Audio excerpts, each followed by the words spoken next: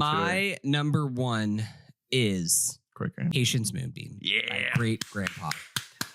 This is the album where the more that you listen to it, the more it's going to reveal itself to you. It has that level of depth. One thing that really elevates this album in particular is in the maturity in the songwriting and in the lyricism itself. I think of a band like Wednesday that does a really good job of bringing the literal whenever it comes to painting a picture. And then a band like Geese and Cameron Winter that's really good at creating this kind of poetic imagery that's drawing these grand, more abstract images together. I think this album does the best blending of those two that I've heard in any album this year.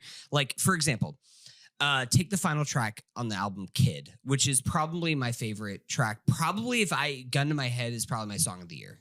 It kind of shares more DNA with like a Beatles song than anything else, where it's like 4 or 5 different songs kind of all encompassed in one. From a lyrical perspective, this is a song that is about 2 members of the band, Carrie and Pat Goodwin, who lost a child during pregnancy. Like, that is kind of what the core of the song is. And how it starts, there's the line, pulled off 4 stops prior to home, took a route we never do. You said we're not alone. We wept.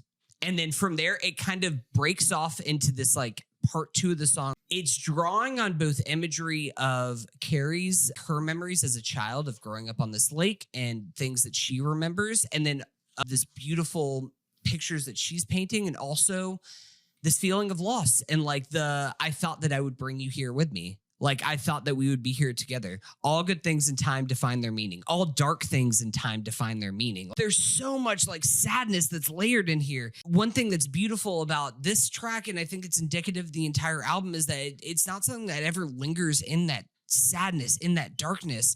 It's something that like by the end of that song, we're coming through the other side. It's not necessarily ending in a state of happiness, but it's saying that there is a way through. It's the line, the way that this whole album closed, where I don't want to rush this part and tell you everything is fine again. I just want to stumble hard and tell you everything.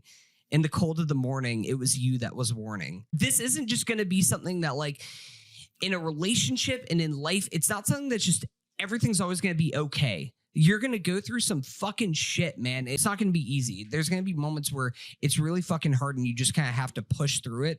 But whether it is recounting those moments, those beautiful moments in life from your childhood, from moments that you're trying to recapture and pass along to your children, that's all that we can do in this life, in this world that we're on.